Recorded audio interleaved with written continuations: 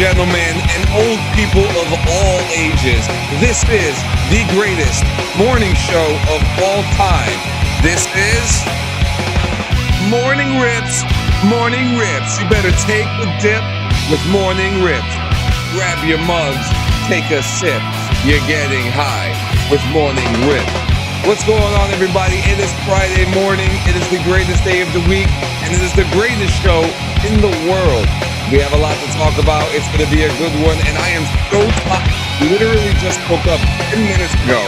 Okay, I just woke up. But this doesn't stop. Beautiful. It's beautiful. It's a beautiful thing. La la la. Fucking sleep is beautiful. Before I start, what's going on, everybody? Before I start the day off, we're gonna open up the show with a song reaction. Okay, I think you're gonna like this one, Gio. Let's check this out. I'm afraid.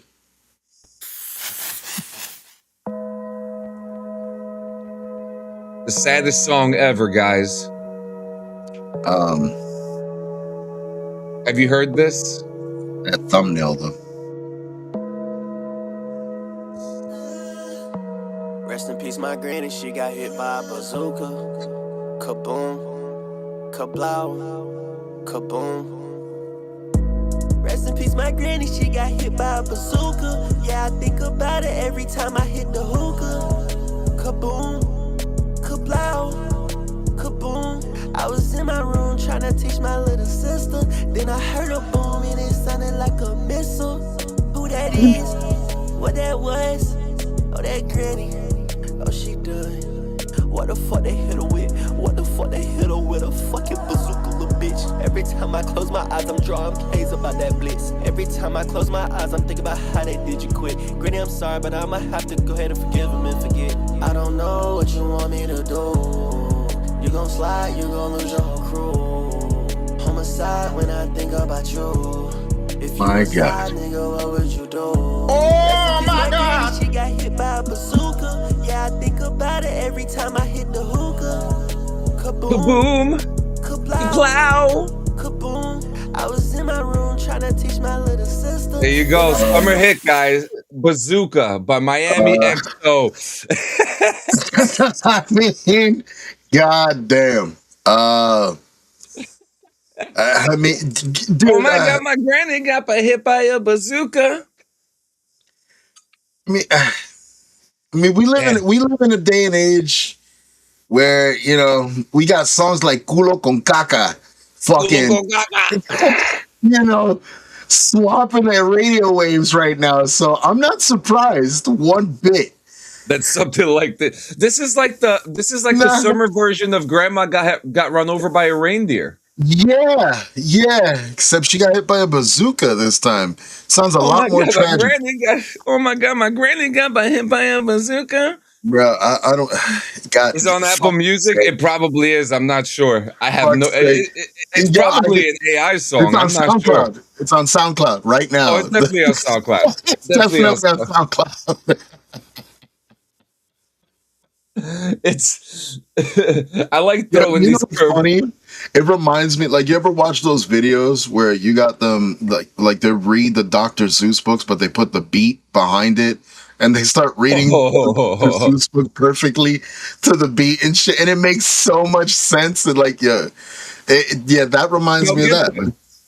Yeah. It makes sense, just like Mel Gibson, man. It's incredible. Oh man, so we got a couple things. We got a lot. Actually, we got a lot of things to talk about. A lot of things to talk about. Oh yeah. Let's start off with some bad news. Let's start off with something kind of hard. Actually, there's a lot to talk about this, right? And this happened just a couple blocks away from my house. Woodbridge police officer charged for fatal May 2025 shooting. A state grand jury indicted a Woodbridge police sergeant this week over the fatal shooting of a Carteret resident last May. The grand jury charged Woodbridge Police Sergeant Marco Bruno with first-degree manslaughter over the slaying of Amir Allen, 35, during a confrontation with local authorities following reports of an assault with a baseball bat.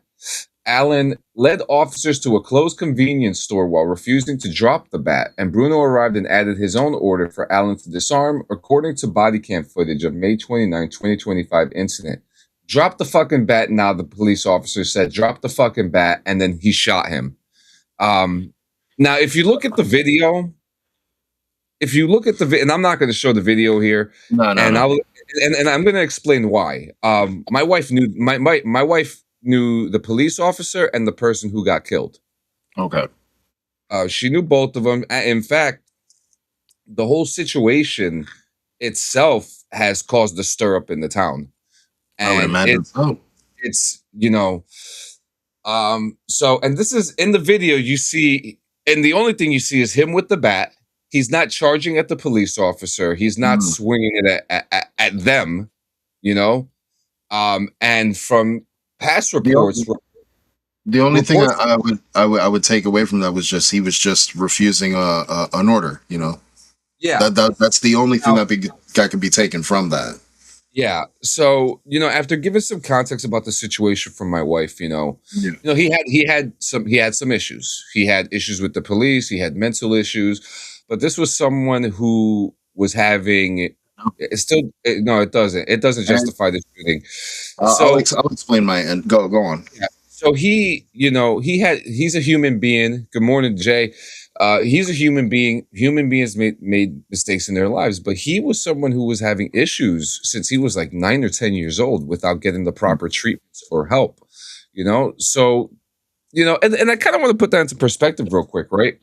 Because people will say this and that about someone. Like some of the comments that I read about this person that my wife knew, Amir Allen, they were saying like, let's look up this person's past criminal record. They should have just complied, stuff like that. But like, look, yes, he should have just complied, but at the same time, there's something called unnecessary force, and that is unnecessary force. The bat can't shoot back. I've taken a bat to the fucking dome piece, and full force too. Yeah. So it's not worth the bullet. Like an incapacitation is one thing, but to end someone's life, that's taking matters into your own hand. That's playing God. That's a level of fucked up. So I'm glad that justice is doing what it's doing, and he's paying for it. Yeah. So he's been indicted. Good. And on the 20th is his next court date. I mean, this is becoming a big thing. So many people are divided about this, saying he should have dropped the bat, and other people are saying he just should have not, shot him. And then you also have this perspective of also, just people who don't know what is going on or know somebody. And I didn't know this person. I didn't know that. I don't know. Well, it also plays the part in mental health. You don't know what if these people are, sick mentally. You don't know if they're comprehending what they're doing and shit. You know what I mean? Like, I've seen episodes of fucking, literally TV shows about cops and shit where situations like this arose, where, there was a handicapped person in the store and people are immediately seeing it as a threat. And then there's that one fucking officer that comes in and tries to reason and understand what the fuck is going on with the situation. I wish that shit played out like that in real life, and unfortunately it fucking doesn't. It's fucked up. Yeah, it's always a power trip. Yeah, and you want to know something, Toshi? I would agree with you on that, but they're actually going hard on this guy. Mm-hmm. Like the trial itself, like everything that's going on, they're not taking it easy with him. Like, hell no, absolutely not. Because the video itself, you could see the distance between the shooter and the victim, you know what I mean? Yeah. And there was a lot of distance between them to a point that there was no need to. And there goes my camera again. And what the fuck happened with tasers? We don't have tasers anymore. That was the thing. So in the police video, you could hear a police officer saying that someone is on the way with a taser. So why didn't they have one on them at the moment? So that's one thing that's confusing me. I'm from what I understand, all police officers do not carry a taser. From what I understand, I really want to have a conversation with a police officer about this. Yeah, no, I want to understand as well, because if anything, every police officer should be mandated a fucking taser before they're handed a firearm. Like, right off the fucking bat. You should be given a spray can. A taser is pretty much a toy compared to a gun. You know what I mean? Literally. And again, I would rather get tased than fucking have my life ended over a stupid fucking action. You know what I mean? And again, yes, it's a stupid action. He didn't put the bat down. He didn't comply with the order. But you don't know what the fuck was going on in this guy's head. Like, and this is where we need officers to be trained to be more observant. Yeah, that's the issue. And look, I don't want to take away the fact that cops are trained to defend themselves, right? But but there's steps around this. You know what I mean? What I don't care. The main priority is to pacify a situation. You're not supposed to escalate a situation. And these are the results of escalating a situation. Now this cop is fucked. Good. Yeah. But this man lost his fucking life instead of getting treatment. You know, after I got out the army, I applied to be a transit officer in Atlanta. Mm-hmm. Like, can you imagine? Just like, because I wasn't right in the head then. You know, I wasn't. You know, not like I am now. You know, like my mental health is fucking great right now. But when I got out the army, it wasn't, and I fucking applied to be a police officer, man. That's crazy shit to even think about. No. It's nuts. It's nuts. And that's the other fucking thing that I've taken notice of too, is like now you got people hopping into the academy right after high school or right out of college and shit. You know, they're not experienced, they're not educated, they're young as fuck, and they're handed a gun and a badge, like with not the right amount of training. You know what I mean? Like. Yep. For them not to have a taser is sketchy. And the police station is just 3 blocks. You know, the police station is 3 blocks away from my house. Dude, that's a situation that should be taken to a fucking city meeting, like a legitimate town meeting, and be like, why the fuck are our police officers not armed with a taser over a fucking firearm? Yeah. Why do we have to dispatch a specialist with a taser to a crime scene when he should already fucking be there? Like nah. That is an essential tool, because that tool has prevented lives from being lost. It's given people more justification for the action itself. You know what I mean? Go for it. Answer right here. So police officers in New Jersey are authorized, but adoption is not universal. It's a voluntary adoption of the taser. The choice to equip officers with tasers rests with the individual departments, leading to varied usage across the state. So Woodbridge is fucking... Yeah, so it looks like it's a bigger issue, and you know, I mean, if I was the chief of police, everybody's getting a fucking taser. You're all getting trained for it. I'm 50-50 with that, because what if you're in a position where the culprit has a gun, but you have a taser? But they just supposed to be carrying both. This is the training, right? And this is where I was talking about observation, where officers need to be trained to fucking observe the situation, be more fucking aware of it. Because if a guy has a bat, are you going to pull out your fucking gun, or are you going to pull out the taser if you have the option? Yeah. So every cop out here in Florida always has a taser. I see 4 cops back to back with tasers. In my opinion, every cop must have a lethal and a non-lethal. Yes, and I agree with that. I've even seen some police officers that they're trained, right? They have the taser on their left side, depending on their dominant hand, and they have the firearm on their right side. And the reason why they do that, because, you know, you could go like this sometimes, right? But they want you to go across. You know. Exactly. It's fucked. It's a fuck scenario, man. Proper weapons training. It's Pikachu time, motherfuckers. Yes, it is. Okay. Except this isn't. If you think that this is the morning rips where we're ripping card packs, you got the wrong show. No. missed opportunity though. I just read. It's pretty funny. Morning rip. Full on rankings. A 10-cent card. Friends. But yeah, no, I agree. Like they should be trained to be more observant. They should be trained to be more fucking cautious, because man, it's a firearm, bro. It's not a goddamn toy. If you want a toy, use the goddamn taser. Like, that's what I'm saying. Like, Yeah. it's All right. fucking crazy. So next thing, I know you're not crazy about baseball, but I know you like watching a good fight, right? Oh yeah, I'm So all about a good scuffle. yeah, so we had this baseball fight, and JM's reaction on the show yesterday was fucking hilarious, right? So these two guys, it was the Braves and the Angels, right? And one guy throws a baseball. You want to go to a toy? You want the toy? Go watch the boys. We're talking. That's our main subject today. So stick around for the end of the show so we could talk about the boys with spoilers. So even Jay says that fight was so funny. So you got these two Spanish dudes, right? Nah. And the one guy throws the ball, and the batter's like, oh, I don't like that. So like during the replay, the batter walks up to the pitcher, and they square up. They square up, and they start throwing haymakers at each other, right? Okay. So let me show you this clip, and I want to see. Yeah. Good.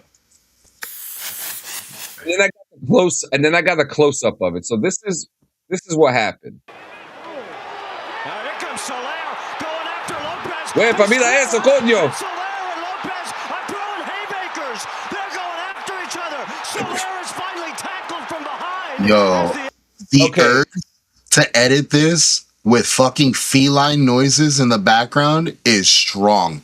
Oh, we can do that. Strong. Now, look at this angle, and I want you to tell me now. It was a typical baseball scuffle. Now, the thing that I love about this fight, well, I don't love about it, and JM said this yesterday. If you would have done this outside of the game, okay. Now look closely, okay. Look at Lopez's hand, right? Lopez had the ball in his hand and hit Wepa! the helmet. That's dangerous. Yes. You hit him with the baseball, dude. He hits him with the look at that. That's the roll of quarters tactic right there, bro. Except there was no quarters. He just grabbed the ball and used that shit to solidify the fist. Bro, he had the helmet on, right? But I guess he chipped across it. You could see he caught the cheek. Look at that. Wow, shut up. You don't like rule of any fight, use anything and everything. That's right. That's right. I mean, yo, the one reason I like hockey is because you know exactly what to expect and what you're going to look at when you see two hockey players throw their fucking gloves to the ground, drop their sticks, and grab each other's jerseys. You know what's about to fucking go down and how that fight's going to go down. No haymakers exist. Those niggas are jabbing, bro. They're like ass. Yo, not for nothing. They were fighting for their life. Dude, no, yo, it looked like two uncles at a fucking barbecue squaring up because one of them wants the last rib. You know, like, you ever got that cousin like this with his arm down like Red Man? Yeah. Who trained these men? Fucking Steven Seagal? It's funny too. You always because like I always think about that game, Def Jam Icon. How Redman's arms are all the way down, like you could just he holds him down. He looks like Ryu and shit. Fucking Hadouken with a baseball. That was beautiful. Oh man. So while the president is threatening genocide to other countries, there are so many other fun things. Cue in Street Fighter music. Yep. Agreed. Yeah, those boys were going in, dude. Oh man. Next, this is fucking hilarious. Okay. CNN reported the other day that Michael J. Fox had passed away. CNN. Oh, dude. I saw that, and my initial instinct was, oh my fucking God. Like, yo, you're CNN. Like, you're held to a standard. That is a major fumble on their part, bro. Fucking mistake right there. Ness said that shit immediately when she saw it this morning. She's like, someone's getting fired, yo. Yeah, nah. That's bad. I can only imagine Michael J. Fox sitting at home, scrolling and shit, coming across it and be like, okay, well, we have a response from him. So yes. So CNN aired a video, said, Oh my remembering God. the life of actor Michael J. Fox, the most recognizable station ever, fucks up horribly. Oh my God. They released a video? There was a whole. I want to see if they still have it up. Oh my God. They probably took it down, but hopefully somebody kept it. Somebody must have kept it up. Bro, that is bad. That's a fumble and a half, man. They took it down. It does not exist anymore. Nobody fucking screen recorded that shit, man. Come on, guys. So he says, how do you react when you turn on the TV and CNN is reporting your death? Do you A, switch to MSNBC or whatever they're calling themselves these days? B, pour scalding hot water on your lap. If it hurts, you're fine. C, call your wife. Hopefully she's concerned but reassuring. D, relax. They do this once a year. E, ask yourself, what the fuck? I thought the world was ending, but apparently it's just me and I'm okay. Love, Mike. Bro, see, that's awesome reaction. I love that. I love that. I like the pour hot water. Yeah, like wake me up from this dream real quick. Yeah, make sure I'm alive. Make sure there's still a pulse running through me. Yeah. God damn it. Yo, fucking major fumble. Major fucking network too. Like, that's bad. Absolutely. So now next thing, let's talk about Star Trek. I know that I don't know your history with Star Trek. I just kind of started getting into it. I watched Final Frontier and Next Generation. Yeah, like I like the style of the older ones. I like the retrofuturism, and then obviously I'm playing Starfield, which is a lot more like Star Trek than it is like Star Wars. A lot more, yeah. Very very cool stuff. But they're saying that we're in the era they grew up on the Next Generation. Yeah, apparently they're saying that this is the end of Star Trek, man. According to who? Apparently, they just ended a bunch of franchises on Paramount Plus with Star Trek. Okay. And which is interesting because JM had mentioned that not too long ago. They said that they got a bunch of new people to bring Star Trek to life. Mm-hmm. And then all of a sudden they turn around and it's like, okay, now we're ending all of this. Paramount Plus canceled Starfleet Academy less than 2 weeks after season 1's finale. Because it became overly controversial. I was reading a lot of articles based on that, and it was the agendas getting pushed into the genre, and that's where it kind of poisoned and tainted a lot of tastes from the devout fandom. Yeah. So what's so crazy is that they built these huge sets, right? Yeah. I'm gonna pull it up right here. They built these huge sets, and these sets are probably practical as fuck, dude. So you know what that means? High budget cost, bro. Yeah, so that's a production cost and a half. Yeah, look at this. Oh boy. Jesus. I already see. I don't see any green screen here. There's a lot of rigging. Like, Jesus Christ. Which leads me to believe that this whole thing, I mean, there's green screen over here on the right side, obviously for space and shit. Yeah. But this must have cost them a fucking arm and a leg for a show just to get canceled, and that sucks. All that hard work. Those are LEDs, monitors, fucking seating, the staging itself with the LED and the lighting inside of it. Again, the rigging of the lights above, all that shit is expensive as fuck. Yep, and it's all going to auction. Yep, a crew member from the show reports that teams are de-rigging the studios used for the latest Star Trek series, and a local auction will take place on Friday today for the pieces from the set. Yo, get on it, bro. That's the new podcast set right there. That's the podcast set right there. Can you imagine? That would be fucking insane.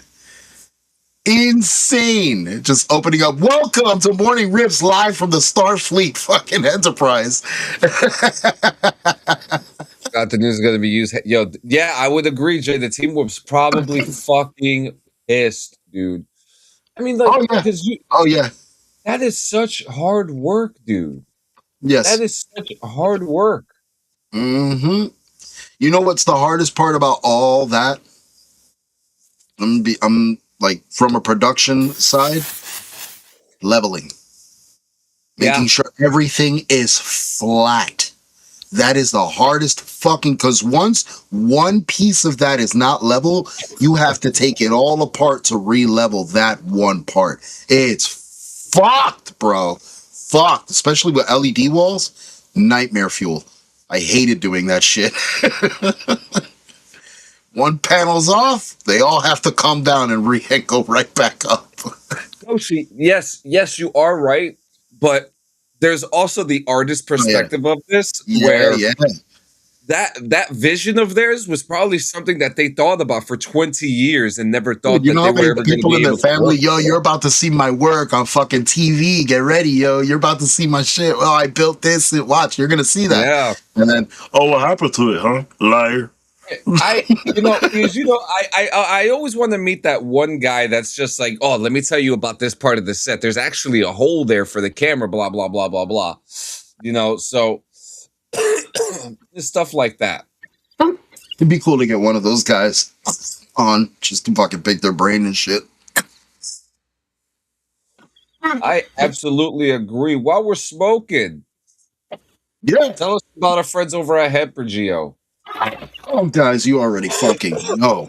If you're looking for the best pieces, I'm talking about the best smoking fucking pieces, as clean as you can get it hit.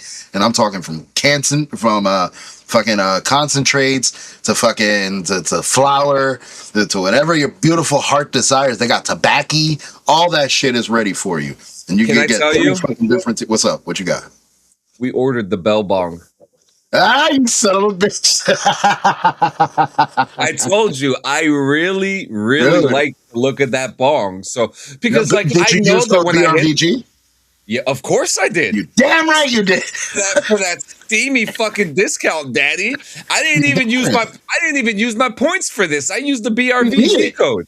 You didn't need it, bro, because the prices are already affordable as it is, man. It's just, you know what it is? I like a bong where when you're smoking it, there's like a chamber that takes all the smoke. And it's not the fact that the smoke goes in there, it's the way. Because when the smoke goes through the water when you're smoking it and it comes up through that chamber and it goes into that where the bulb is going to be, it's oh yeah. It's truly makes the hit. I told you the other day, I was like, I'm going to get that fucking bong. And when Francesca came home and I was like, baby, look at this, baby. Look at, she was like, that's so cute. I was like, all right, I'm gonna buy it. Yeah, and actually, live next week, we're actually going to do a full-on unboxing of this month's latest theme, which I'm really fucking excited about. So you got to stay tuned. Be sure you fucking watch that shit so you can see that shit. Fucking pieces are beautiful. But yeah, dude, cleaning accessories, fucking smoking accessories, fucking anything you're looking for, be sure to check out hemper.co/BRVG for that discount, yo. Yes, I did, baby. There you go. now I have to double check right now. Hold up. Hold up. We the boys. Order confirmation. What do you do? You need to play Grandma got hit by a bazooka when you do it. Kaboom! Kaplow! Stop it. Just fucking stop it. Wait a minute. I don't see it in my orders. Hold up. Ooh. You forgot to hit checkout, didn't you? No.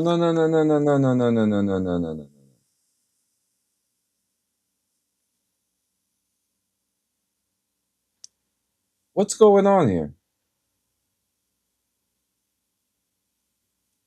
Wait a minute. I don't think I ordered it. Kaboom.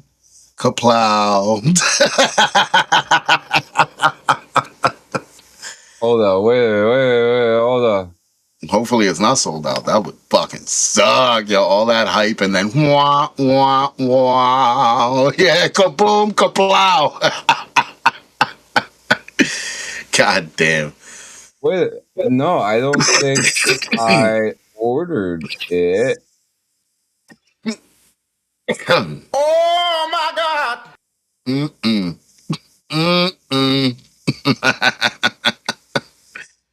No, I didn't order it. What the fuck? You fucked up. Look at that. That's oh my God, my granny got hit by a bazooka. Get him, Frenchie. Get him. Fucking get him. Run.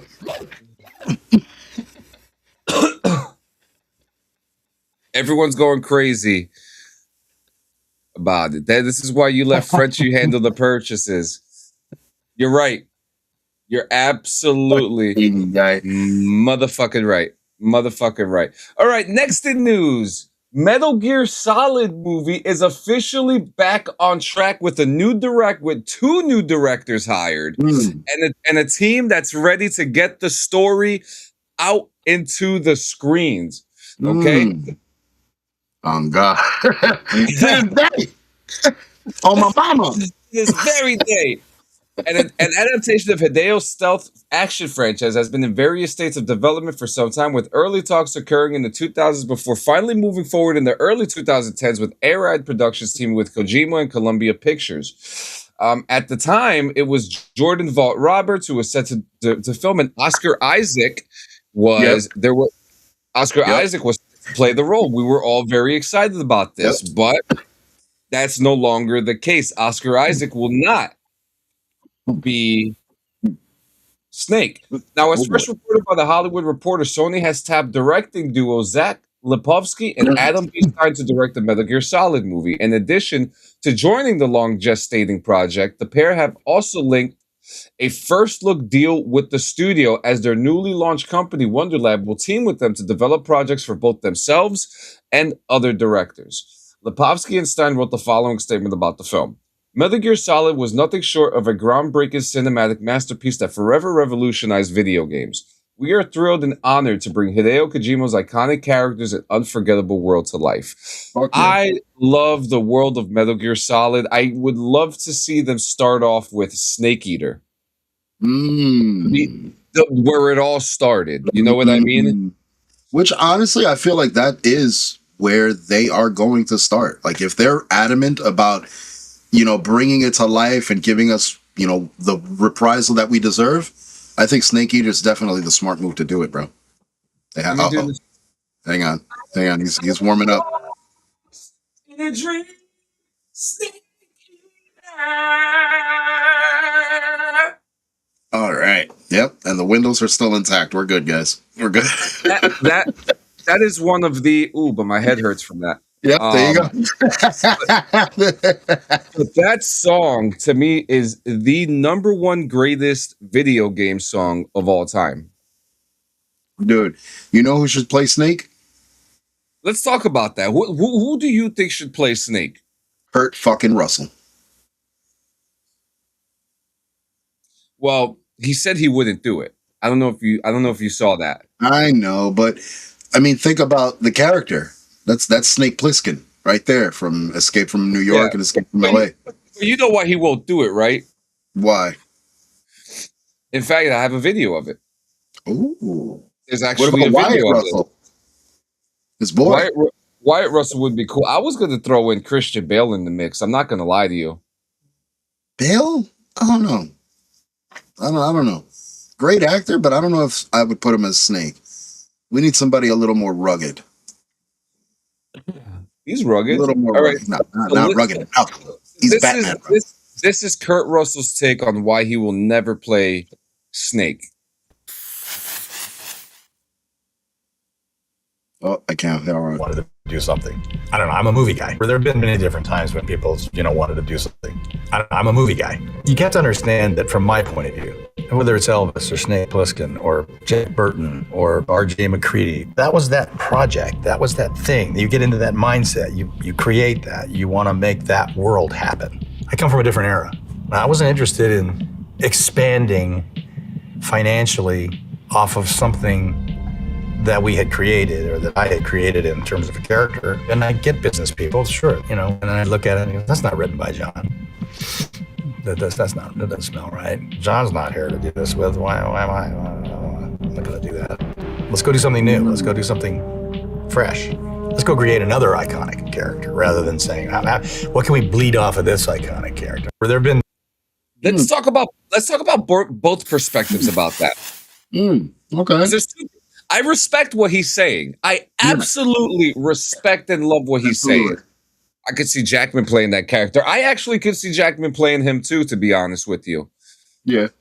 You know, I mean, we're talking about a seasoned soldier, special forces soldier. That's why I'm looking at somebody more aged. I don't want to look too young.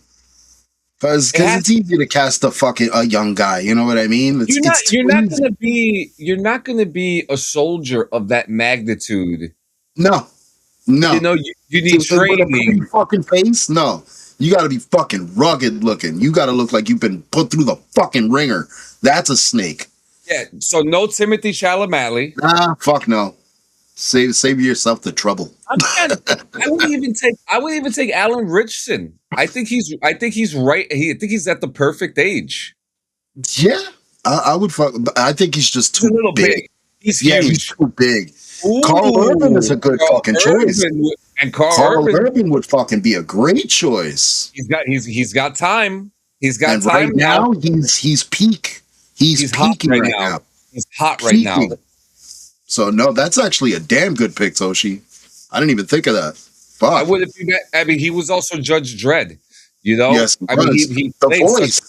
he played such an iconic character too. So. Yeah, and I'm really excited. I'm excited to see Mortal Kombat. Did you see the new trailer that dropped? I did see that. It was really good. It was very exciting. It looks so good. I'm trying to think because, like, with a world like Metal Gear Solid, like, who would play Ocelot? Fuck. Because now we're talking about because then you need to go young. Because if you're gonna do so, let's say they make this Metal Gear Solid movie, right? Efron would be good, but I'll tell you why he won't be. Give me a second with that though. But I think it's super interesting because with Ocelot, you need to have someone who's going to be around a while. With Snake, you need a seasoned soldier. With Revolver Ocelot, you need someone who's fresh in the game. So. To have a seasoned actor with a newer actor would probably work really well for this Metal Gear Solid movie. You know, because you need good villains, and then you have, you know, all the other characters like the Patriot, and who's going to play the guy on the phone on the communicator all the time. Hey, J.K. Simmons, I'm pulling him out. You know what? I'm not even mad at that. That's it. That's the perfect casting for that voice. Gio, your audio got funky right there, and when you did that, it sounded like you just roared. Beautiful. I did though. But yeah, Metal Gear Solid, baby, Metal Gear Solid. We're coming into it. We're back. Wasn't there news on fucking Spawn? I think there was a recent update. Jamie Foxx had mentioned that they're back on, like they're back on and rolling. Let's see. Let me know. I read something. It was brief. Shimon Lee. They're fucking saying this movie's coming out in July. What? There's King no Spawn? way. Jamie Foxx. It says Jamie Foxx to star in Spawn hitting theaters in July 2026. Bullshit. Have they fucking... Bullshit. What? We're in fucking April, bro. Bullshit. That's a fucking lie. I heard that they were done, like they were getting ready to start fucking like going. I didn't know they had finished filming shit. This is why I'm glad that we're smart people, right? Yeah, no. I don't know why I'm sure it's look. I'm going to show it to you so you Yeah, yeah, guys see. I'm not going crazy, okay? yeah. No, I call BS too. Yeah, That's bullshit. hitting. That's what this article says here, right? But when I go onto Google, Gloogle. no, the Spawn reboot starring fake Jamie Foxx has not been filmed yet. What they're going to film? Exactly. They're going to film it in 3 weeks, and that's it. That's what it is. There you go. So yeah, they did say that because remember the whole shit was they couldn't find a director, and you know they had a script going. They couldn't find nobody to put it together. Now they finally got Yeah. all the pieces together. So now they're pushing forward. Which again, I'm excited. You don't release something without a trailer. Nah, Or that's at least wild. I mean, Elder Scrolls gave us a teaser 10 years before it's released. True. Took a long fucking time, Elder Scrolls. Fuck's sake, man. What you doing? My God. Oh my God. And then we'll also hear that there's a RoboCop series coming out with Amazon Prime. Yep. That's gonna be interesting to say the Mhm. least. What are your thoughts about that? I mean, I'm a fan of RoboCop. You know, Alex Murphy was a hero when I was younger, but you know how I feel about these remakes and these fucking bringing them back from the dead. There is some hope now because I don't know what it is in Hollywood right now, but imagination is booming. I'm gonna give them some fucking credit. Imagination is booming. Something is in the water in Hollywood right now that's got people's creative juices going because He-Man looks fucking hype. Even with all the fucking hate with Leto and shit, I could push that all aside and say He-Man looks fucking tough because it's what the kid in me wants to see. You know, that's what I wanted to fucking see. This over the top, over colorized, high contrast fucking shit. Give me that, bro. We didn't get it when we were kids. Now we got the opportunity and the technology. Let's go. So I don't know what it is, man, but I have faith. I have faith that RoboCop, because remember the movie that they did? You gotta have faith. What was the movie that they did? RoboCop. That was the remake. It was The black suit, the one with Joel yeah. Kinnaman. It wasn't a bad film. It was just. It was the same story that we had already seen. I'm gonna be honest with you. I don't think I watched that one. I did. I wanted to give it a chance. Again, a fan of the show. What? Were there 2 reboots or was it just 1 reboot? No, 1 reboot. There was 3 films originally and 1 reboot. Okay. Yeah, exactly. It was okay, but it was again the same story we already knew. Like it was literally the origin story all over again, just with better budget and higher quality. It wasn't bad. Yeah. But it was you know. I feel that. All right, let's watch this. Mm-hmm. Oh, hey, fuck! How you doing, brother?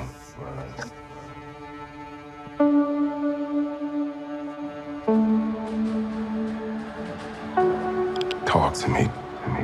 Yeah, I've heard some shit about this show, this one shot too. I'll talk about it after we're done. Tell me what's going on. This is huge. Like we could literally consider this the bridge between Punisher into the MCU officially.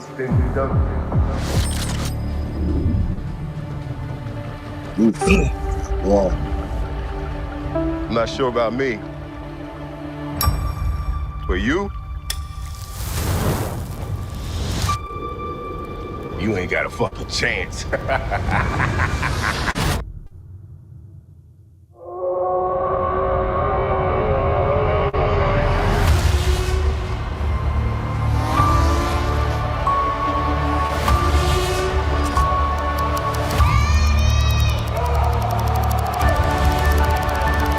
What the fuck is going on in New York right now? Dude, that is the Marvel Mecca, bro.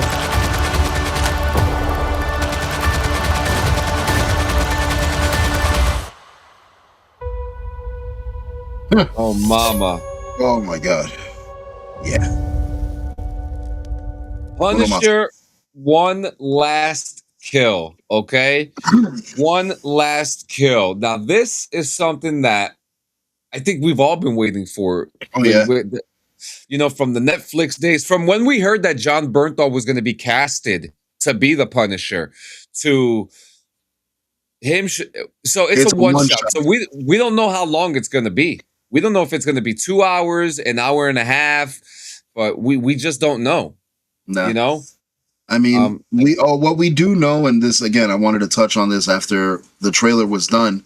There's reports saying that Sadie Sink, her character, is supposedly making an appearance at the end of this whole feature, which is going to lead into Spider-Man's Brand New Day. Yep. So all these pieces are starting to fit together. Now, from what I'm seeing just in this trailer, the name of it, you know, One Last Kill, I have a feeling now it's starting to, like, I don't know why, but it's starting to really cement Gene in this scenario, because how else would he get rid of the hurt? You know what I mean? The guilt after doing all this. Wipe it out of him. Yeah, exactly my fucking point, which makes the plot of Spider-Man even more deeper, because him trying to break Jean out of whatever that fucking facility, I'm going to assume it's damage control, him trying to break her out, because I'm guessing that he is the motherfucker that helps get her out of there. I don't know, man. I don't know, dude. It's deep. And I love Barenthal as a fucking actor, especially in Walking Dead, because he has this sense of intensity where he doesn't have to say a fucking word for you to see he's about to fucking go through some shit. Like, it's great, man. Great shit. Have you been watching I don't think Daredevil's all that amazing. Jay says apparently the Avengers Doomsday trailer could be coming out on the 16th or by the end of the month. I really hope so. We have a few months left until Doomsday comes out. Yeah, we do. Some of the comments here are funny too. I have a feeling there are going to be a lot of kills before that One Last Kill. Oh yeah. One last kill, because we sure as shit ain't killing in the Spider-Man movie. So it's basically a Punisher movie. Cannot wait. It's going to be 60 minutes long too. There you go. 1 batch, 2 batch, penny and a dime. Dude, I'm souped, because it was a journey and a half to watch, you know, the Punisher series, because you saw that growth and that breaking of this character. And again, kudos to fucking Barenthal for portraying it so goddamn well. Like, I'm so soup for this. I'm so soup for the fucking journey we're about to go through, man. I am very excited to see what's in store for the MCU. I mean, this is going to be an end of an era for them too. They did that with Werewolf by Night a couple years ago. Yep. All right. So, guys, if you... Yeah, this is where it gets toasty. So if you have not watched The Boys, we implore you to turn off the show right now. We're going to talk about The Boys. Yep. Okay? Yep. So if these are the first 2 episodes, by the way, that were released on the same day. Yeah, Toshi, you might want to leave. We'll see you later. We'll see you later, my man. We'll see you later. What's fucked up is this is how you guys know we don't give a shit about, like, all the views and, you know, making all the... Yeah. We're here to have fun. We're here to fucking just share. We want you guys to know that if you have not watched it, there go the numbers. Yeah, perfect. Yeah, because I want to talk about this comfortably, and I want to talk about this openly, because it was these 2 episodes that came out were fucking explosive, man. Yeah, explosive. But I want you to talk about your journey and what you've been doing the last couple days to prepare for this season. Well, me and my wife, we went ham watching not only The Boys from season 1 leading up, but we also went and watched seasons 1 and 2 of Gen V to also lead up. Now, also remember, be prepared for The Boys Mexico. Yep. There's a Soldier Boy spinoff coming out that takes place during World War II that just finished filming. Yeah, there's a Vought Origins. There's a Vault Origins. There's another Gen V coming out. There's a lot going on with The Boys right now. So go ahead. But yeah, no, we went on this high ass journey just to fuck, and literally pun intended on high ass journey. To kind of catch up, because we did watch the shows previously, but you know, with the new season coming in, we wanted to be fucking fully caught up. We wanted to know what the fuck was happening, and needless to say, episodes 1 and 2 did not disappoint in the fucking least.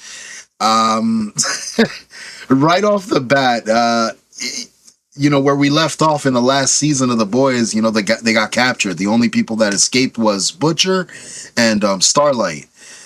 And so, you know, we had Frenchie, Mother's Milk, and fucking Huey.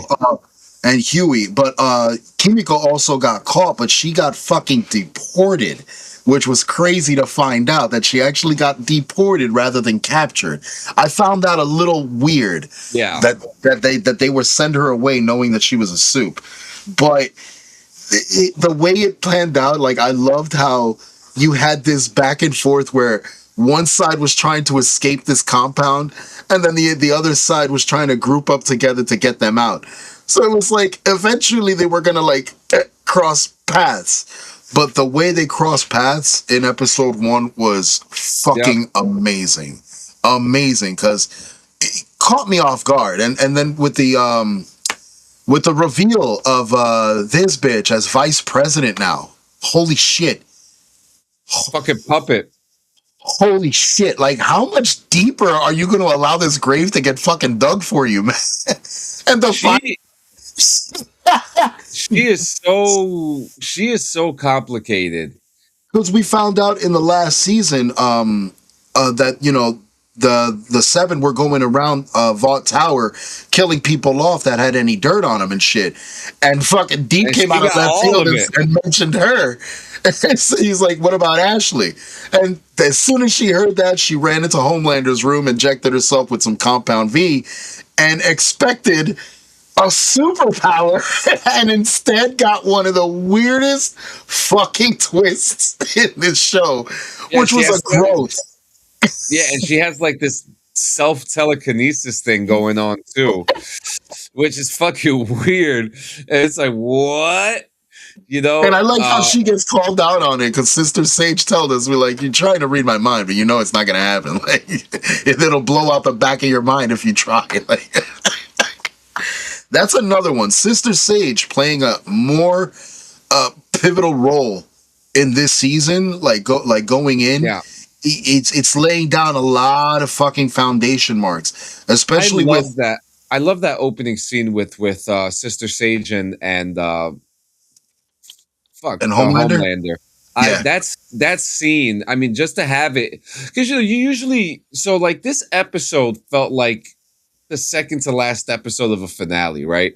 Mm-hmm. And when she showed up, it was kind of like, oh, okay, so this is where we're going with this, and it's like they're moving fast. You know what I mean? But they're moving fast. And I like the retconning to Gen V, where he talked about the split up with Godolkin and shit.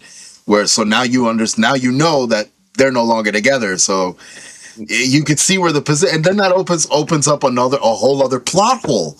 Godolkin's out there fucking wandering about in this university, causing chaos with nobody to do shit about it. Yeah, nobody's doing shit about it. So there's so much happening, and again, when you add up all the pieces from what happened in Gen V and what happened in the last season of The Boys, to open up this way was. And make all the pieces fit accordingly, because it wasn't like we were bombarded with too much at once. Everything made sense where it was placed. The way the shit with Huey and that one girl in the camp, I forgot her fucking name. Yeah, the one where she was thinking about it. The way that she fucking died too was very reminiscent of how Robin died in the first episode. My God. Even the look. No, you notice there was a lot of callbacks to the first episode in this episode, which I'll get to another one later, because it has to do with A-Train, because it happened again in another episode. But there were a lot of callbacks to the very first episode that I thought were really cool. That they did that. Yeah, even that says it. Facts. That was so cool. Then we got the huge reveal that fucking Homelander has been hoarding Soldier Boy in his fucking bedroom like some kind of trophy. Did you fuck me? But like a guilt trophy too. Like it's weird. It's weird. The reason he had him there, like, and Sister Sage was like, she was right to ask the question, like, what was the point of it? Like, there was no need. Like, but that just comes to show, like, the more the vulnerability cracks showing in Homelander in this season. Like, it's coming. Did you fuck me? What the fuck is this? Is this some kind of incest thing? Dude, Firecracker could not produce milk for the pills Homelander the pills were fucking her heart up, man. The pills were fucking her heart out. Everybody has their crazy fucking arc on this story, which is nuts. Because they're all entertaining in their own, like, beautiful way. It's fucking crazy. Kimiko, with this dialogue, this TikTok dialogue out of left field, cursing every fight. Yo, I mean, product of her environment, let's be real. You want to know something funny about Firecracker? Oh, what's up? Look, Ness loves her talking. That pirate mouth, goddamn. So you know the character Firecracker. She's this whatever fucking wig. I get confused with the sides. With high wing. Yeah. Not, you know. She's that type that we hate, right? The actress is a lesbian who is a big member of the LGBTQ community who takes the opportunity to make a clown out of this character. So the character that she plays is completely different to her actual beliefs. Who she really is, yeah. Yeah, so, and me and my wife were talking about that the other day too, like how fun that must be, or how interesting that must be to be that kind of person in real life, but to play a character that is completely opposite of what you believe in and what your ideals are. I think that's really cool. So that's very funny. It is fucking funny. Another one I wanted to point out, and I wanted to ask you about this. Black Noir is acting very, very strange in the tower in this first episode. He's been strange ever since they replaced him. I've been saying this ever since they replaced him. Now, I just want to say, if you look at the social media pictures, right? Yeah. If you look at the boys' social media pictures, and this has been going on since they've replaced the character, right? Mm-hmm. If you zoom in on the face of Black Noir, there's a white man under the mask. I just want to point that out. Okay? I just want to point that out. Okay? Because if we let's look to the comics, okay? In the comic book, Black Noir. Let's not get too deep on the comics though, because no, not too deep. I'm just describing the lore. Black Noir was a clone from Homelander. Like that was the whole shtick, which were the mask, the whole suit to cover him up. So that's where the whole shtick came from. What I was pointing more towards was the reaction, because we had Homelander scolding both of them behind the desk and shit, and he was not talking, even though they know he could talk. Like they know he can't. Come on, you're not the real Black Noir. You could talk. For real. But the way he was with the D, his mannerisms now, like there's something happening with this Noir that I don't know if it's his conscience or something, but you mentioned something before about the way The Boys ends in the books. Yeah, and there's a white man under the mask in the promotional photos. So it's like you can't I don't know if that was like a model for the suit or if that was something that they did on purpose. But think about it though. Anybody could put the suit on. Anybody could he could have killed that Noir. It could be Christian Bale. It could be Patrick Stewart. It could be Ian McKellen. It could be Bilbo fucking Baggins. But now let's move on. A-Train. They brought A-Train on to the team. A-Train reunites with them and he joins their team with a conscience to try to break out the rest of the group. Huey, MM, and fucking Frenchie. Yeah. So, they meet up. They go to this fucking compound, they break him out and shit. But while they're breaking him out, a huge battle ensues because Homelander is there waiting in the fucking camp, and everybody in that bitch is there. And A-Train wasn't going to show up at first. No, he wasn't. Actually, there was a confrontation, which I wanted to touch on, between the dialogue of A-Train and Deep, because A-Train has been moving his family around from location to location, like crazy and shit. And it's crazy to see how his brother reacted to that. Like, he's kind of... he forgives him. His brother's living his best life. Yeah, but it's that forgiveness. Like, you could tell his brother does forgive him. It's just A-Train, the one that doesn't forgive himself. And that plays in the dialogue that he has with the Deep and shit, because Deep shows up on shore on his fucking pet shark, who's arguing with him the whole time about the trip, which is fucking hilarious. Shows up on the beach to kill A-Train's family, to kind of send a message that like he's been looking for them. So he tells this to A-Train, and I was baffled that A-Train didn't just rip his shit the fuck apart in like a quick fucking flash type tornado of fucking barrage of fists type shit. Yep. But the way he let him go, leaving deep fucking thought, pun intended, was the perfect setting for where A-Train was going, because you knew at that moment, as much as he said, I got a family to take care of, I can't do it, I can't help you guys, that was the turning point where he understood, like, this is something he's got to do, and 100% agree. I hate the fact that we didn't get to see the final meet between him and his brother, or any exchange there before he went into the camp to try to help these guys out. And I didn't. You know what? Man. I didn't even fucking think about that. He's never gonna know. It was a very missed opportunity. I mean, he's gonna know because of the huge fucking the funeral that happened. Season 2. Jesus Christ! Now, but I mean, we had Homelander show up at the camp. The camp is fucking completely destroyed. Everybody in there is killed. Huey is the first motherfucker to confront them, which was insane. Yeah, that was crazy. I thought it was over. I thought it was over for little Hugh. So I want to skip, because we'll kind of go fast a little bit. That happens, and then like they don't think so. We all know Starlight and them are coming. They have to come up with another plan because A-Train didn't want to show up.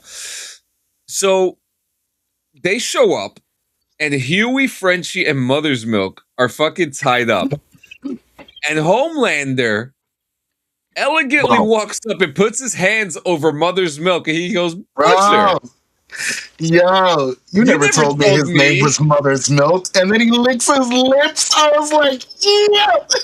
But which was a cool callback to Mother's Milk's character in the comic books. In the comic books, yep. It is so funny to me that it finally happened, because I was waiting for this to happen. That dude, and also. Props to Laz Alonso, because he's been bringing in a lot of his Cuban culture to the character of Mother's Milk. La bebida, and like you've been seeing over the seasons that they've been allowing him to really embrace more of his Hispanic culture with this character. Mm-hmm. And I fucking love that, and look, I got no issue with the Cubans too. The fucking Cubans are fucking dope. We grew up around them literally our whole fucking lives. All three of my stepdads were fucking Cuban. So, sorry to put you out there, Mom. Listen, and for those for context, Union City, okay? Union City, New Jersey has more Cubans in it than Havana, Cuba itself, okay? This is a statistical fact. It used to. Now it's more Dominicans than Cubans. That's true, yeah. West New York. The Cubans moved up to West New York now. Yeah, now all the Vegas and the Salamancas and all. And what's interesting too, because like in the movie Scarface, there's a guy who's talking on a payphone, and he says to someone on the phone, he goes, "No, I got to get to Union City, New Jersey." He says that it's near the beginning of the movie. So don't sleep on us, bitches. Don't sleep on us. All right, so back on the show. Yeah. We were at the camp. Huey and Homelander are at a collision. Fucking Butcher shows up. There's a huge fucking conflict, and then out of nowhere, boom, A-Train comes in for the fucking save. and gets Huey out of the fuck. That little montage of movement, like the Quicksilver scene, like all the kind of flashy scenes and the fucking like speedster scenes, let's call them, in films and shit, filmed really fucking well. How he got everybody out of the way. Stolen from the X-Men. Dude, straight stolen, bro. But it was perfect. I loved it. So Huey Huey gets fucking saved by A-Train, and A-Train has no fucking choice but to book it. And Homeboy books it, and unfortunately, Homelander is on his ass. So while this is happening, I love this because this again was another callback to episode 1, right? Yep. And he sees a girl getting out of a car, walking across the street, and he almost hits her. Now, what is so interesting about this scene, right, is the full circle moment. The first time we meet A-Train, he runs past Robin and kills her. Yeah, runs past her. No, he runs through her. Yeah. He runs through her and kills her. Yeah. Here, he has like this conscious moment where he thinks about that moment. I looked over at Ness at that moment and I was like, oh my God, it's going to happen again.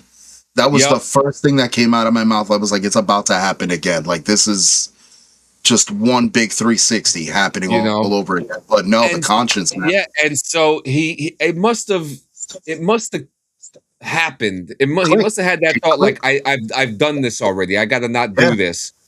And he turns over and he collapses. And him and Homelander creeps up on him like a comic book villain. He doesn't just collapse. He goes through the fuck, and at full speed, mind you, because he didn't stop or decelerate. He was still running.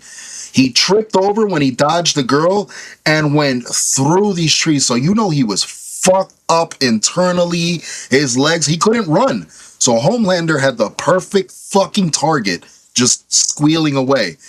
But A-Train showed the most fucking heart in this scene, being held by the throat by Homelander, where he exposed Homelander. Like, he told him straight the fuck up. You're nothing. Like, you take away the powers and everything, you're nothing. You're just pathetic. Which is not the first time he says that to someone, because he said the same thing, a little bit to the Deep too. So he kind of hit each of these motherfuckers before his goodbye. And his goodbye didn't come with a hell of a scar on Homelander, because following season, we open up with this huge fucking funeral. Hang on. Before you go there, it's just crazy to think that during that whole time, his last good deed was not him telling him how he felt about Homelander. It was saving that girl. Yep. From the first time we meet him, closure, man. to the very last time we see him physically in person was same situation with 2 different outcomes. And his final good deed was him making sure that he did not kill that girl.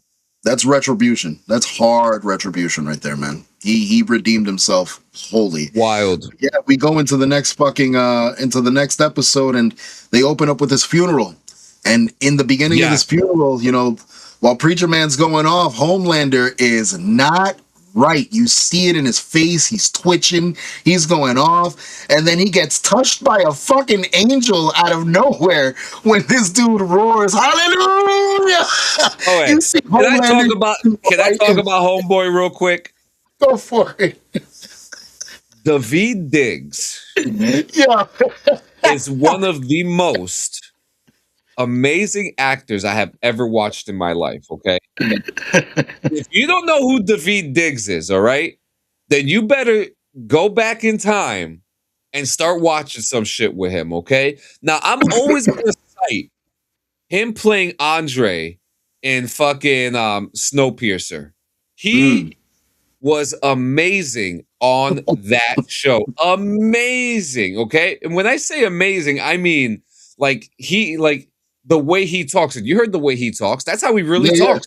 He stands the fuck out. He stands the fuck out. His voice, his physical mannerisms, like him. His demeanor, his acting is amazing.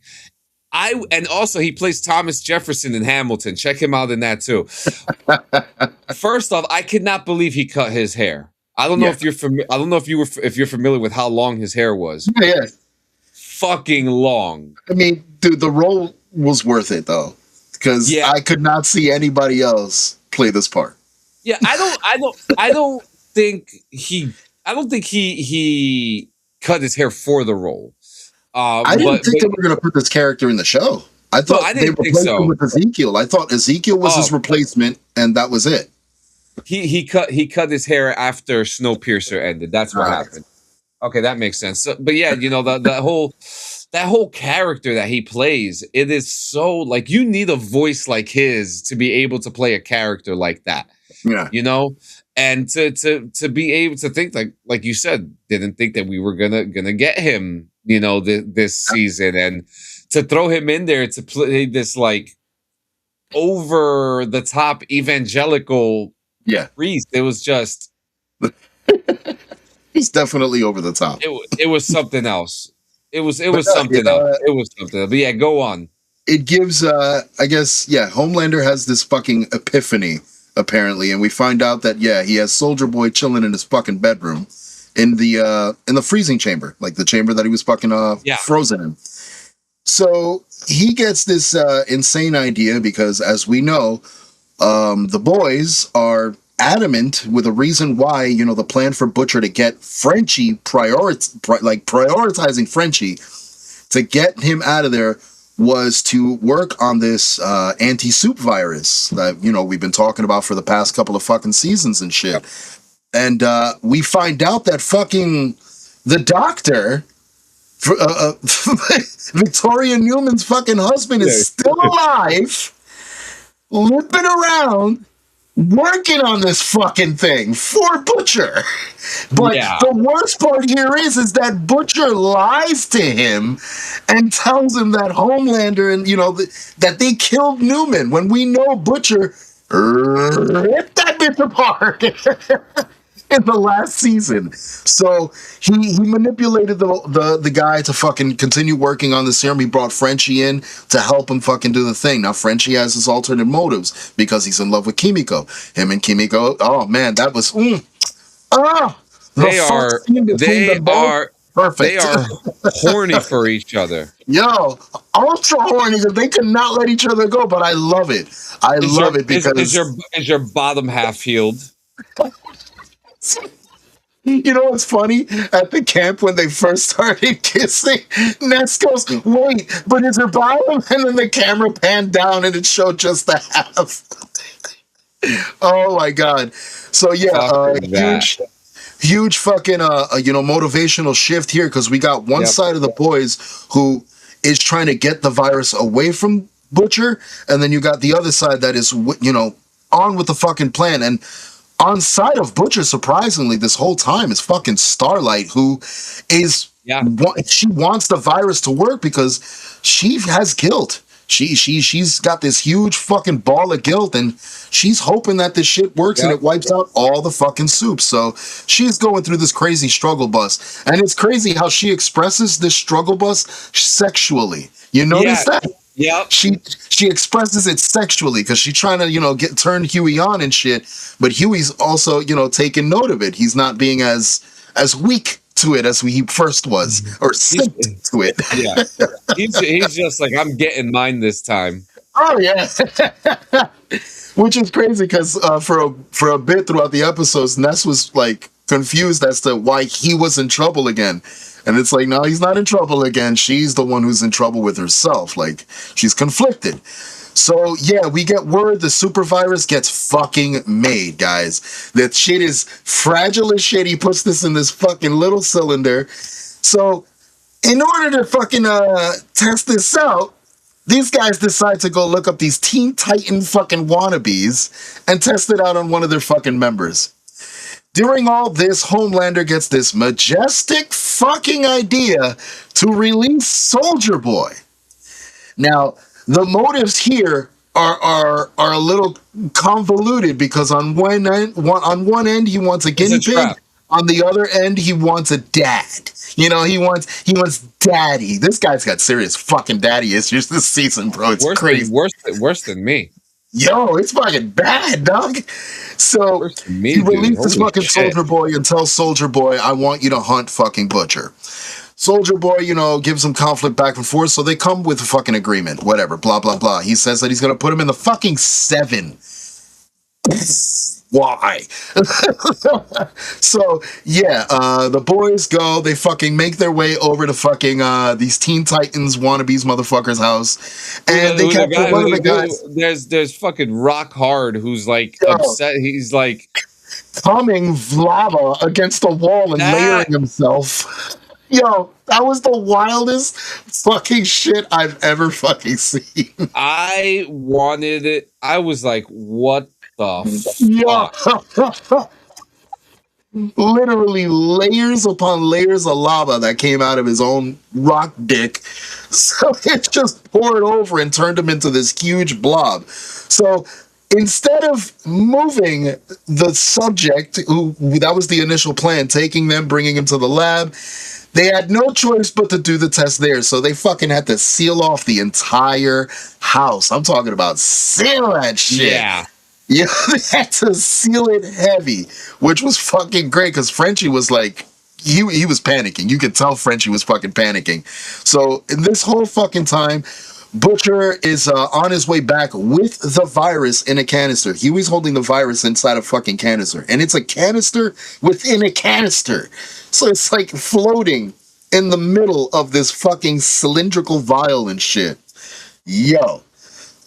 Yes, fucking Crow Girl or Goddess of Crows or Crow Goddess or whatever the fuck her name was. Poor girl, man. Poor fucking girl. I called her Counting Crows. Yeah, they counting crows with her last 2 crows because all the other ones are dead. The stories here are fucking ridiculous, I'm telling you.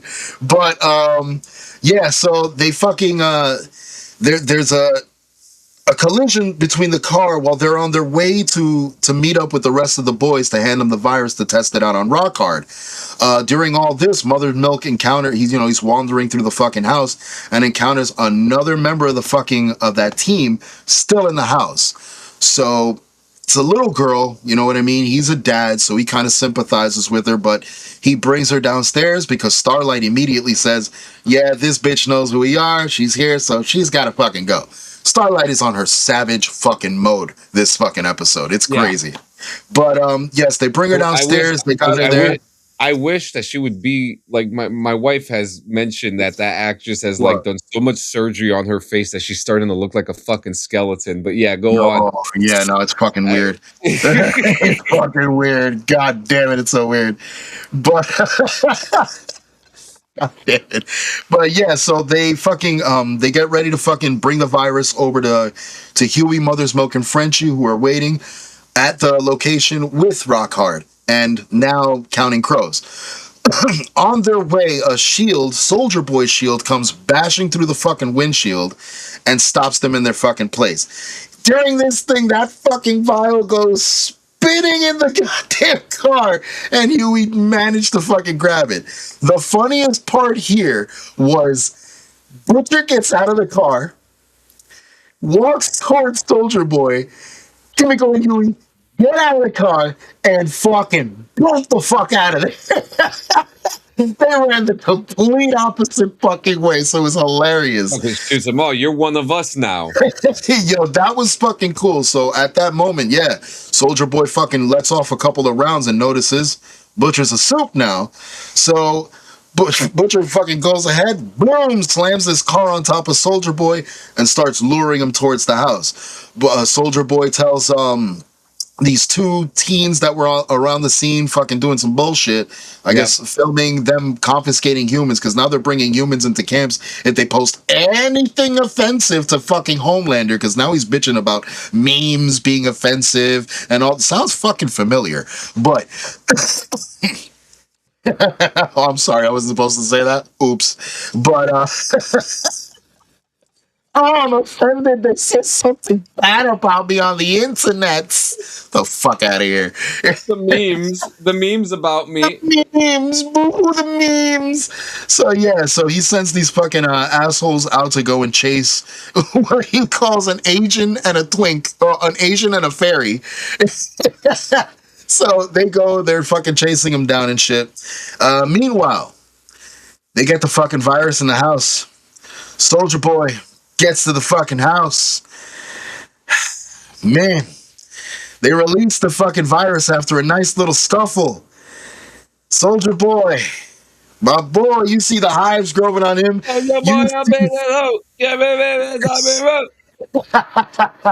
Superman that ho! Rockhard literally deteriorating. You see the inside of the fucking, like, that crust of rock, just brain and shit fucking falling out. Like he just got an STD. You see that baby Superboy. I don't know who the fuck that kid was. Or was it Jetstream? Was that Jetstream? I'm not sure. I have no idea. Yeah. Whatever the fuck that was, but you see him convulsing, blowing up black liquid out of his mouth, the hives growing on his skin, and then fucking Soldier Boy. Soldier Boy collapses to the fucking ground with the hives growing on him and everything. So, needless to say, the virus worked. It fucking worked. So it definitely kills Soups. These guys did the job. Now all they got to do is duplicate it, and they got the tools to fucking do it. They got Frenchie, who now understands the virus, who was initially looking for a way to protect Kimiko from it, which unfortunately he found out it's that fucking deadly. So he has this plan of, listen, we're gonna fucking run to an island and fucking live there forever. And she says, no. She legit says, and we gotta stay here. So that's why they stuck around. But man, the ending of this episode is what has us all in grips, because, oh boy, Homelander lands in the fucking area where everything went down, where the virus was released. You've got people in fucking hazmat suits pulling bodies out that motherfucker, taping up the area, taking radiation fucking readings and shit. Yeah. And then you see him confront Deep, who's there like fucking Detective Pikachu, chilling, like everything is all honky-dory. And he looks at him and immediately says, it should have been you. Like, and just fucking, and this is after Deep had some like smart aleck shit to say about fucking Soldier Boy, saying, "Oh, he was smart." Yeah, he was like, it was really smart to use him as a pawn, you know, to experiment and shit as the guinea pig, blah blah blah. So Homelander immediately looks over at him, eyes turned red, and he said, "He should have been you." Fucking Deep pisses himself and says, "I was swimming." So he fucking excuses himself. And Homelander has this breakdown moment in front of the body bag containing Soldier Boy's body. He turns, flies his ass away, and immediately as it happens, Soldier Boy's body rises like the fucking Undertaker at WrestleMania. Fuck it, just whoops, straight the fuck up. Episode cuts off. Bruh. Yeah. And there's one question. Where the fuck is Ryan? That's a damn good question. Yeah, we didn't see him at all in these two fucking episodes. They mentioned him. But they do mention him, and we did see, if you guys watched the trailer, we did see Ryan does show up. I got two theories. Oh, hit me. I got mine too. Homelander got him in a box somewhere inside the vault building. Okay. Or Ryan's long gone somewhere. I think Ryan's long gone somewhere. Yeah. I think he pulled off an Omni-Man. I think Ryan pulled off an Omni-Man. Who do you think would win in a fight, Omni-Man or Homelander? That's Homelander. One, right? I would have to say Homelander. Yeah. I would go with the Viltrumite. Now, here comes my theory as far as Soldier Boy. That wasn't the original virus. That was a recreation of the virus. That was one remanufactured. So it wasn't the same as the one initially created. On top of that, Soldier Boy was one of the first infected with the original Compound V. the original dose of it, it has been manipulated and re-experimented on other suits. He's a completely different generation from, the likes of the Deep and so on and so forth. I feel the virus did not work on Soldier Boy. I think Soldier Boy is alive. Because, think about it. He's a nuclear bomb. When we saw, not just a nuclear bomb, when we saw him getting tortured, they didn't just torture him physically, they experimented on him. So everything that they did to him, chemical fucking experimentations, viruses, plagues, the whole fucking nine, they were testing the levels of Soldier Boy while he was captured by the fucking, by the Soviets and shit. Yep. So his body is extremely immune to extreme fucking situations. I feel like, yes, he got the reaction, but it didn't kill him. You know what cued me that it didn't kill him? The spewing. Because the fucking baby Superboy spewed from his mouth and Rockhart spewed from his mouth. Yeah. He didn't spew. His flesh got the effect. People underestimate nuclear energy. Oh, and yeah. I've been Gio, how long have I been talking about? I am a grand supporter of nuclear energy. Okay.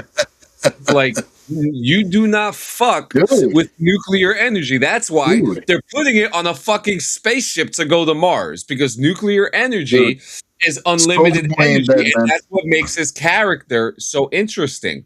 Nuclear energy is everlasting. I think of the generation he was created in. Nuclear warfare. That was the big fucking shtick. Russia, like missiles, nuclear bombs, like.